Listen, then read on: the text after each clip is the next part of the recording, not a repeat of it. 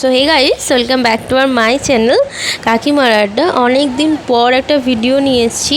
আমি প্রতিদিনই তোমরা ভিডিও দেখতে পারো, দেখতে পাও আর কি। সেটা হচ্ছে মায়ের করা ভিডিও, কারণ যে বেশিরভাগ ভিডিওটাই মা শ্যুট করে। আমি পোস্ট করি, যেহেতু মা পোস্ট করতে পারে না। তবে সবটা নয়, মা কিছু কিছু ভিডিও নিজেও পোস্ট করতে পারে, যেমন ইনস্টাগ্রাম, ফেসবুক এগুলোতে মা নিজেই পোস্ট করে। ইনস্টাগ্রামের বেশিরভাগ ভিডিও মা নিজেই পোস্ট করে।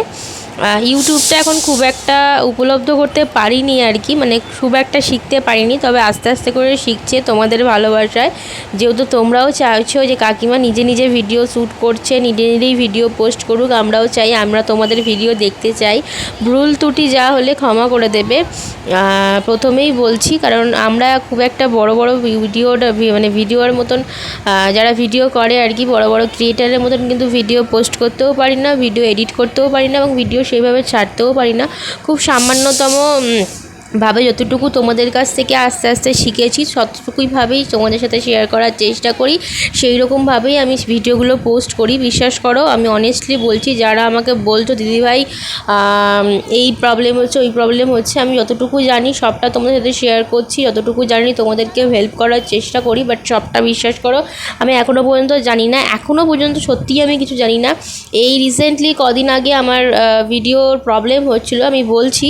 তো চলো আগে ভিডিওটা সেটা নিয়ে একটু কথা বলে নিই। এটা হচ্ছে রবিবারের ভিডিও।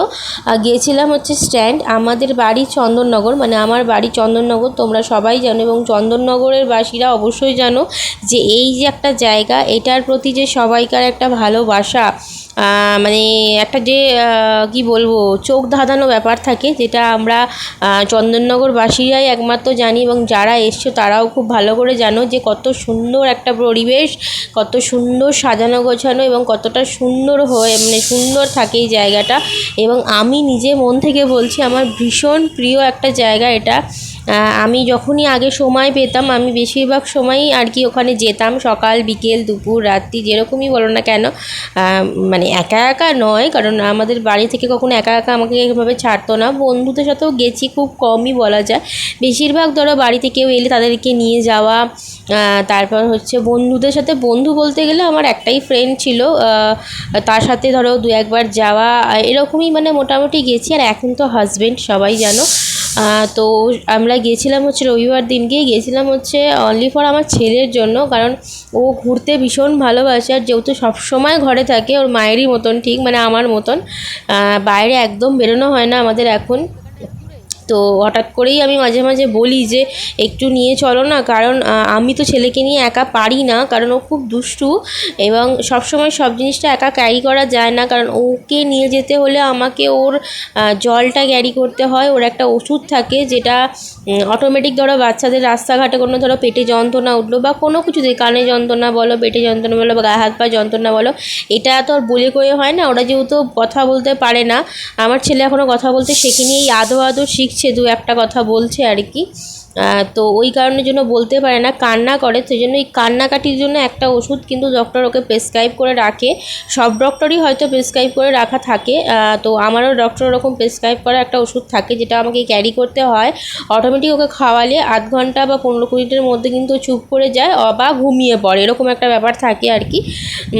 তো সেই কারণের জন্য ওটা ক্যারি করতে হয়। তারপর ধরো একটা বিস্কুট ক্যারি করতে হয়, কারণ কোনো কারণে ধরো খিদে পেয়ে গেল, আমার ধরো আসতে দেরি হলো, ও সব ধরনের বিস্কুট খায় না, সেই কারণের জন্য। এবার এরকম টুকটাক কিছু জিনিস থাকে যেগুলো ক্যারি করতে হয়। হাগিস ক্যারি করতে হয়, কারণ হাগিস লিক হয়ে যায়, সে কারণের জন্য প্যান্ট ভিজে যায় অনেক সময়তে, একটা প্যান্ট ক্যারি করতে হয়। এরকম নানান ধরনের, জানো তোমরা যে যারা বেবি নিয়ে ক্যারি করো তারা অবশ্যই জানো, সব বেবি হয়তো সমান নয়, সব মাকে হয়তো এতটা জিনিস ক্যারি করতে হয় না, কিন্তু আমাকে হয়। এবং যাদের বেবি আমার বেবির মতনই, তারাও নিশ্চয়ই ক্যারি করে, এটা আমাকে নতুন করে বলার কিছু নয়। তো যাই হোক, এরকম কিছু জিনিস ক্যারি করতে হয়। আর ও ভীষণ দুষ্টু, তোমরা দেখে নিশ্চয়ই বুঝতে পারো, একদমই শান্ত বাচ্চা কিন্তু ও নয়, ভীষণ দুষ্টু। কি বলবো, বাড়িতে আমরা ওকে নিয়ে থাকি, দেখতে পাচ্ছ, দেখো কীরকমভাবে হাঁটছে, দেখো ও কিন্তু এরকম হাঁটার থেকে দৌড়োয় বেশি সারাক্ষণই, সারাক্ষণ এরকম দৌড়োচ্ছে, পড়ে যাচ্ছে, ফেটে যাচ্ছে, কেটে যাচ্ছে, কাল ছিটে পড়ে গেছে, এরকম অনেক, ওর গায়ে এখনও অনেক ক্ষত দেখতে পাবে ওরকম। তো যাই হোক, আমি গেছিলাম হচ্ছে ওর জন্য, একটু স্ট্যান্ডে গেছিলাম, সেটাই তোমার সাথে ছোট্ট করে শেয়ার করলাম, কারণ এইগুলো একটা এমন মুমেন্ট যেগুলো আমি তোমাদের সামনে তুলে ধরতে চাই, এবং এটা আমার কাছেও খুব স্মৃতি। মানে যখন আমি সময় পাবো বা যখন আমি সময় পাই এগুলো আমি দেখি, আমার ভীষণ ভালো লাগে যে আমার ছোট্ট ছেলেটা একটু একটু করে কীভাবে বড় হচ্ছে।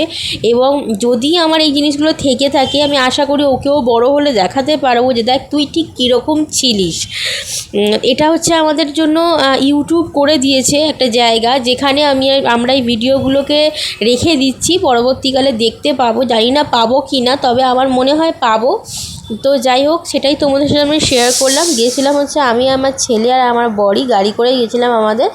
আর খেয়েছিলাম হচ্ছে এগরোল আর চাউমিন, এছাড়া আর কিছু খাওয়া হয়নি।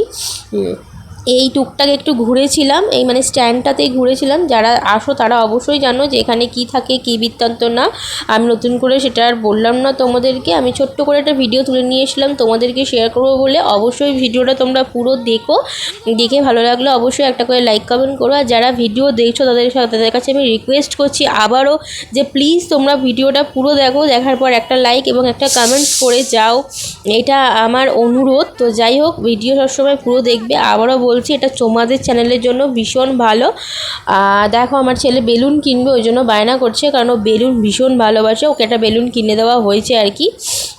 তো যাই হোক, আজকের মতন এটুকুনি, ভিডিওটা তোমাদের সাথে শেয়ার করলাম। কেমন লাগলো অবশ্যই কমেন্ট করে জানিও। দেখা হবে খুব তাড়াতাড়ি নেক্সট ভিডিওতে। টাটা।